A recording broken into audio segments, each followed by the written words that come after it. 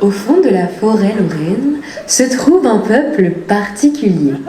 Vêtus de kilt, joueurs de kazoo, adeptes de vadrouille, ses habitants vivent paisiblement. Ils se nomment les Fifons.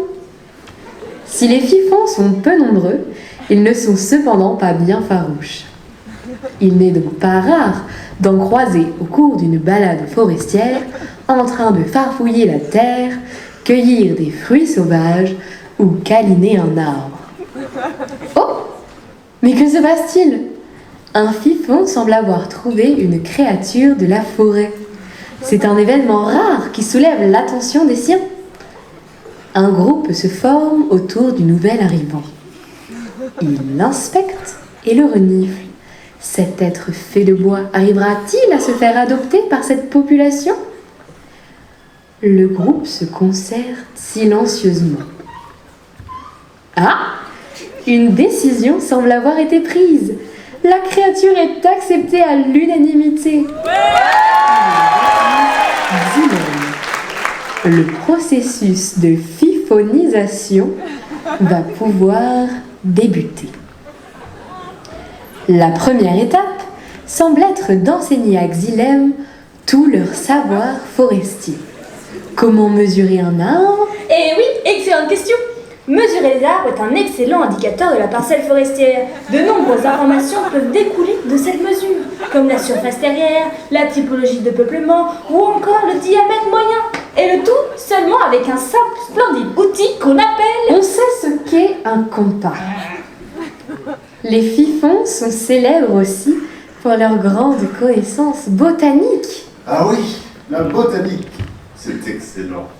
On utilise plein de noms latins, comme par exemple juste ici, avec Fraxinus, Excelsior, ou là encore, un Quercus robur. Xylem, qui commençait avec difficulté, semble avoir de plus en plus d'aisance. Et là, encore, Larix décidua. C'est un plaisir pour les Fifons de partager leurs connaissances. Oh, et regardez juste ici, Philippe Pendula, Ulmari. Et il finit l'activité botanique.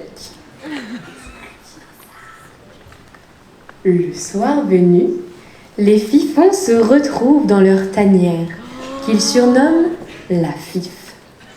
Commence alors le rituel dépouillage de tiques. Chaque jour, les Fifons, en se baladant dans la forêt, attirent ces petits arachnides Attirés par leur peau douce et soyeuse, qui s'agrippent et aspirent leur sang. c'est juteux et goûtu, Ils font bien attention à parcourir chaque centimètre de leur peau. sans oublier leur chevelure resplendissante, lumineuse et voluptueuse.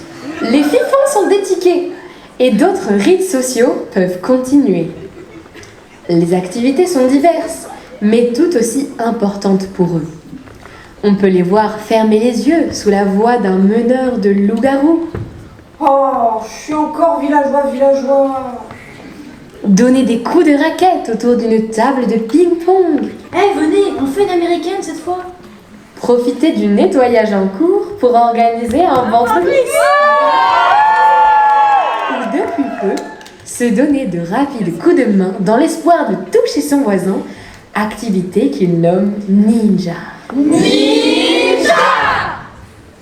Après une nuit entourée de cloisons fines et de portes qui claquent, Xylem est fin prêt pour la consécration fifonne. Les Fifons se rassemblent autour de leur nouveau membre.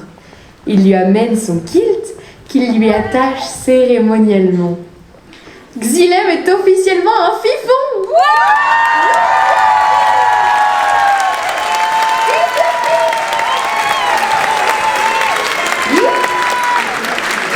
Philippe! Allez la Fif! Hop hop hop la Fif! Allez!